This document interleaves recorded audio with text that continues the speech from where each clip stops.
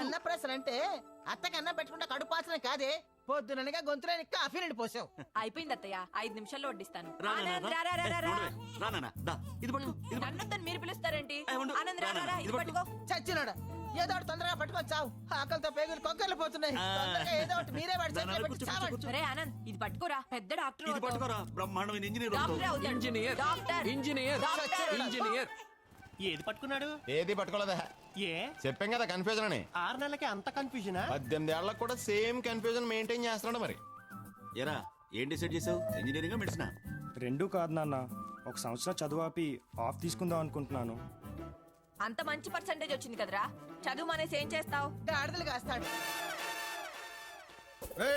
నువ్వు పెద్ద చదువు చదవాలా, అమెరికా వెళ్ళాలా, అక్కడ పెద్ద ఇల్లు కట్టాలా, ఆ ఇంట్లో నేను వచ్చి ఉండాలా, ఇదే నా కళ. నా కళ అది కాదు నాన్న. నేను తాత ఫిడల్ వాయించాలా, ప్రపంచాన్ని మెప్పించాలా, పెద్ద పేరు సంపాదించాలా, లంగీత ప్రపంచానికి చక్రవర్తి నవ్వాలా, నా లంగీతంతో ప్రపంచానికి గొప్ప లందెలమ్మివ్వాలా. రేయ్, సంగీతం అనే పదంలో మొదటి అక్షరమే పలకడం రాదు నీకు? నీకు సంగీతం ఏంట్రా? నాకు లాపలకపోతే ఏందన్నా? ఉప్పల రాజు జగపతి రాజు గారి కొడుకు ఉప్పల రాజు గజపతి రాజుని ప్రపంచం మొత్తం ఫిడేల్ రాజు అంటూ పొగుడుతుంటే నీకెంత సంతోషంగా ఉంటుందో ఒక్కలారి ఊహించి చూడు నాన్న.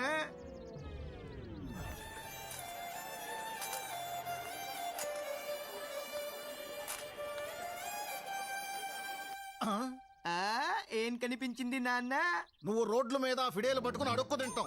ఇంకోసారి ఫిడేల్ ఫిడేల్ అన్నావంటే నిన్ను ఫిడేల్ ఫిడేల్ అని కొడతాను రా. మీ తాత కూడా ఫిడేలే వాయించేవాడు, చివరికి మిగిలింది ఆ ఫిడేలే. అసలు దీన్ని తగలబెడితే కానీ నువ్వు దారిలోకి రావురా. ఫిడేల్ మిగిలితే ఏం నాన్న? ఇది మామూలు ఫిడేల్ కాదు కదా, యాంటిక్ ఫిడేల్. ప్రపంచంలో ఇలాంటివి 3 ఉన్నాయి. 3 ఉన్నా 30 ఉన్నా సరే నువ్వు మాత్రం ఆ ఫిడేల్ మానేసి బుద్ధిగా చదువుకుంటానంటే ఇంట్లో ఉండు. లంగీతం లంగీతం అన్నావంటే, చచా సంగీతం సంగీతం అన్నావంటే నీకు ఇంట్లో ఫుడ్ బెడ్ కట్టు. అర్థమైందా? ఎడవుడు